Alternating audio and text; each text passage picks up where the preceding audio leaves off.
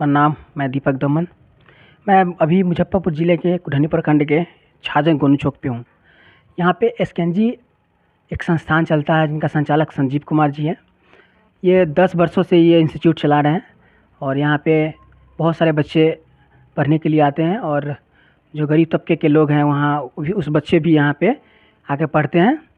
और मैं इसी दौरान मैं संजीव सर के कोचिंग में हूँ मौजूद अभी, और मैं कुछ बात करूँगा इनसे अपने कोचिंग के रिलेटेड।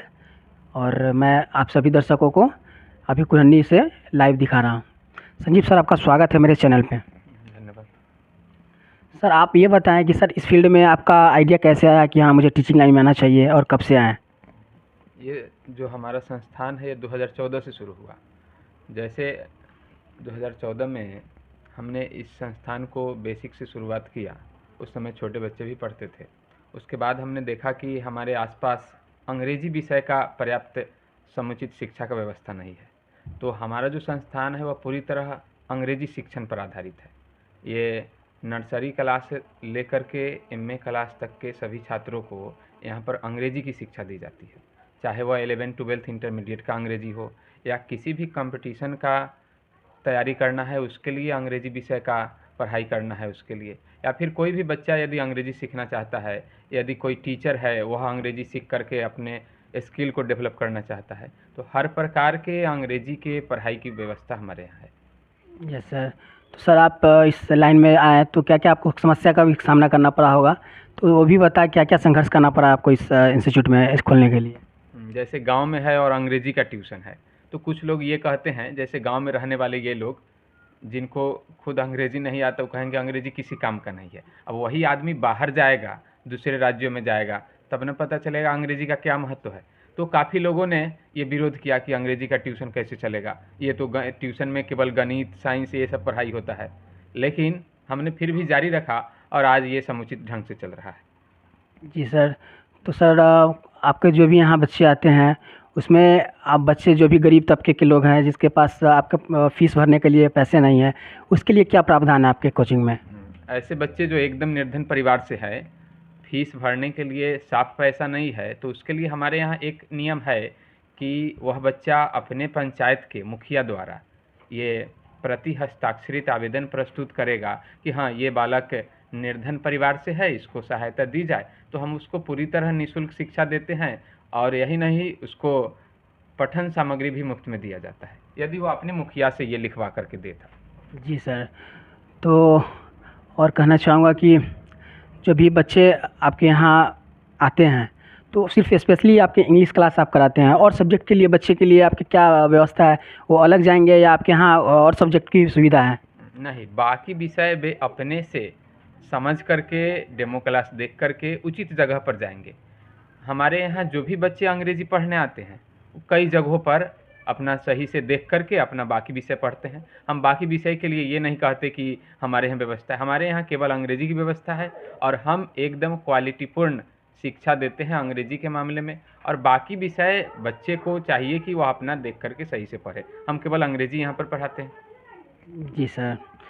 तो सर और बात करना चाहूँगा कि जो भी अभी शिक्षा व्यवस्था बिहार का, और जिस तरह से शिक्षा विभाग के जो अपर सचिव है के पाठक, उनका जो आदेश जब से जारी हुआ है, क्या उनका प्रभाव आप पे पड़ा है उनके आदेश पे? नहीं, इससे कोई फ़र्क नहीं पड़ा है, क्योंकि हम उस हिसाब से नहीं पढ़ाते हैं कि दिन भर ट्यूशन। हमारे यहाँ केवल अंग्रेजी शिक्षण की व्यवस्था है, चाहे वह 5 साल का बच्चा हो या फिर 80 साल का आदमी हो, यदि उसे अंग्रेजी सीखना है तो हमारे यहाँ सीखेगा। हमारा इंग्लिश टीचिंग सेंटर हुआ एक प्रकार का ट्रेनिंग सेंटर, इसलिए हमें उस बात से कोई ज़्यादा फ़र्क नहीं पड़ा है। चूँकि हम इंग्लिश स्पोकन या फिर जनरल इंग्लिश ट्रेनिंग देते हैं तो हम तो चला सकते हैं, उसमें कोई दिक्कत नहीं। जी सर। तो क्या आप बिहार की शिक्षा व्यवस्था के बारे में क्या कहना चाहेंगे सर, जो अभी इस तरह का प्रेजेंट में जो वर्तमान में व्यवस्था है? चूँकि हम अंग्रेजी पढ़ाते हैं इसलिए अंग्रेजी को ध्यान में रखकर यदि हम बात करें तो आप जानते होइएगा कि बिहार बोर्ड में 10वीं की परीक्षा में ही अंग्रेजी को अनिवार्य नहीं किया गया है। परीक्षा देना अनिवार्य है लेकिन पास करना अनिवार्य नहीं है। अब बच्चा को ABCD के अलावा कुछ नहीं आता, वो भी मैट्रिक पास हो जाता है। अब हमारे यहाँ बालक आता है कि कंपटीशन का तैयारी करना है, SSC बैंकिंग का तैयारी करना है, उसको साफ अंग्रेजी नहीं आता है। अब वो बालक यदि शुरुआत से अंग्रेजी नहीं पढ़ा है तो भारी दिक्कत होता है। डायरेक्ट तो कंपटीशन का तैयारी नहीं करवाया जा सकता है उसको। तो ये बिहार बोर्ड की सबसे भारी कमी है कि उसने बिहार के बच्चों को जानबूझ करके अंग्रेजी में पिछड़ा बना दिया है। और ये हमने देखा है कि बिहार बोर्ड के बच्चे एसएससी का तैयारी नहीं करते हैं, ज़्यादातर बच्चे ये बैंकिंग का तैयारी नहीं करते हैं। वे बच्चे रेलवे, बिहार एसएससी इन परीक्षाओं का तैयारी करते हैं, क्योंकि उन परीक्षाओं में अंग्रेजी नहीं पूछा जाता है। जबकि केंद्रीय स्तर का जो भी परीक्षा है उसमें अंग्रेजी पूछा जाता है। उन परीक्षाओं से ये दूर भागते हैं बिहार के बच्चे। इसमें सरासर बिहार सरकार या बिहार बोर्ड जो भी सिस्टम है उनका गलती है। ये लोग केवल ये 10 तरह का कानून बनाते हैं, लेकिन देश में हमारा बिहार पीछे जा रहा है इस मामले को लेकर के पाठक हो या फिर आनंद किशोर हो या हमारे नीतीश सरकार हो, उनको ये बात ध्यान देना चाहिए कि दुनिया अंग्रेजी में आगे बढ़ रहा है, लेकिन हम अपने बिहार को एकदम पीछे किए हुए हैं कि अंग्रेजी में पास होना अनिवार्य नहीं है। कुछ नहीं आता है तब भी फर्स्ट डिवीज़न से पास हो जाता है। वही बालक आज ग्रेजुएशन पास करके, इंटर पास करके बेरोजगार घूम रहा है और अंग्रेजी के चलते उसको किसी बड़े शहर में या फिर विदेश में उसको अच्छे जगह पर नौकरी नहीं मिल पाता। ये सब सरकार का दोष है इसमें। जी, संजीव सर का डायरेक्ट आरोप है शिक्षा व्यवस्था पे कि बिहार सरकार का जो भी शिक्षा नीति है वो कहीं ना कहीं गलत है, इसमें सुधार की ज़रूरत है। ये अगर बिहार के शिक्षा विभाग जो भी अगर हमारे वीडियो को देखेंगे ज़रूर इस पर संज्ञान लेंगे। एक बात और, जैसे हमारे यहाँ 11th में डायरेक्ट आते हैं बच्चे पढ़ने। अब 11th में ऐसा स्टूडेंट आ जाता है कि बच्चा को 400 नंबर आया हुआ है, 80% नंबर है, लेकिन उस बच्चे को ABCD के अलावा कुछ नहीं आता, अंग्रेजी का छोटा वर्ड भी पढ़ने नहीं आता, तो क्या फ़ायदा उस 80% नंबर का। वह बालक 80% नंबर लेके घूम रहा है, लेकिन केवल अंग्रेजी के चलते वह पीछे जा रहा है। अगर अनिवार्य किया होता अंग्रेजी तो वह उस विषय को भी शुरुआत से पढ़ता, लेकिन आजकल लड़का जब 10वां पास करता है उसके बाद अंग्रेजी पर ध्यान देना शुरू करता है, जो काफ़ी हमारे ये बेरोजगारी का भी कारण है। और बाकी राज्यों के स्टूडेंट की तुलना में हम पीछे हैं, बिहार के लोग पीछे हैं, इसका ये है। जी सर, तो और एक और सवाल है सर आपसे, जो बच्चे आपसे दूर हैं, जो यहाँ पे नहीं आ सकते हैं, उनके लिए क्या प्रावधान है, अब उनको आप कैसे पढ़ाएंगे? हमारे यहाँ ऑनलाइन सिस्टम भी है। ये यदि कोई हमसे दूर है तो वह ऑनलाइन क्लास कर सकता है, इसके लिए ऐप की सुविधा उपलब्ध है। जी सर, अपना ऐप का आपका जो कोचिंग का ऑफिशियल वेबसाइट है या ऐप है उसका नाम एक बार लेना चाहेंगे आप? हाँ, गूगल प्ले स्टोर पर एसकिनजी इंग्लिश सर्च करने से मिल जाएगा, उसके माध्यम से पढ़ाई होता है। Yes sir. अगर बात करें पिछले साल की अगर रिजल्ट की, तो सर पिछले साल आपके कितने बच्चे सफल हुए थे, और सबसे अगर जिले लेवल पर बात करें तो क्या आपका टॉपर में आया था डिस्ट्रिक्ट लेवल में? हाँ, इस बारे में पूरी जानकारी हम बताते हैं। जैसे केवल इंग्लिश पढ़ाते हैं तो इंग्लिश के रिजल्ट के मामले में 100% बच्चे सफल होते हैं, अंग्रेजी में कोई फेल नहीं होता। हाँ, ये और बात है कि जो बच्चे हमारे यहाँ अंग्रेजी क्लास नहीं करते हैं, अब वो तो सीधे अगर यदि पढ़ रहे हैं तो ज़्यादातर स्टूडेंट 10वां तक जो पास किया है 11th-12th में जा कर के अंग्रेजी में ही फेल कर जाता है। लेकिन हमारे यहाँ यदि कोई बच्चा आया है, भले वो कितना कमज़ोर हो, ABCD के अलावा कुछ नहीं आता हो, यदि रोज़ क्लास में साल भर केवल बैठा है तो वह पास कर जाएगा अंग्रेजी में, इस बात की पूर्ण गारंटी है। और अभी तक 100% बच्चे सफल हुए हैं। और जहाँ तक टॉपर की बात है तो पिछले 3 सालों से बिहार टॉपर को अंग्रेजी में जितने मार्क्स आते हैं उससे अधिक नंबर हमारे यहाँ के बच्चों ने लाए हैं। जैसे ये 2022 में बिहार बोर्ड का जो टॉपर था, पूरे बिहार टॉपर, उसने अंग्रेजी में 93-94% लाया, हमारे यहाँ का एक स्टूडेंट 95% लाया। इसलिए हम कह सकते हैं कि लगातार पिछले 4 सालों से हमारे यहाँ अंग्रेजी में बिहार टॉपर से भी ज़्यादा नंबर आ रहे हैं। जी सर, इसके लिए और आप एक और सवाल है सर, जो नेक्स्ट बोर्ड का जो एग्ज़ाम होने वाला 2024 में, उस बच्चे के लिए आप क्या कहेंगे जो आपसे नहीं पढ़े हैं या आपसे संस्था से आपसे नहीं जुड़ पाया हो, तो उसके लिए आप क्या कहना चाहेंगे कि अभी से वो क्या तैयारी करे कि वो अच्छा इंग्लिश में अच्छा नंबर लाए? हाँ, अभी के लिए उसको, अब चूँकि समय बहुत कम बचा है तो उसको ये करना चाहिए कि चूँकि 1 महीना ही बचा है, 1-1.5 महीना, तो हर चैप्टर का समराइज कंसेप्ट वह प्राप्त करे। हर चैप्टर का समरी पढ़ करके, ग्रामर का बेसिक होना चाहिए। कोई हमारे जो बिहार बोर्ड का 12th का सिलेबस है कोई बहुत ज़्यादा हार्ड नहीं है। अगर कोई CBSE का स्टूडेंट 5 क्लास का भी ठीक ठाक पढ़ने वाला है तो उसको आसानी से सॉल्व कर सकता है। इसलिए बेसिक ग्रामर का कंसेप्ट होना चाहिए। और जो लिटरेचर है तो अब कम समय है तो हमें प्रत्येक चैप्टर का समराइज रिवीजन कर लेना चाहिए। अभी रिवीजन क्लास हमारे यहाँ चल रहा है। जी सर, आखिरी सवाल सर आपसे, आप अपना SKNG को सर किस लेवल पे देखना चाहते हैं बिहार में?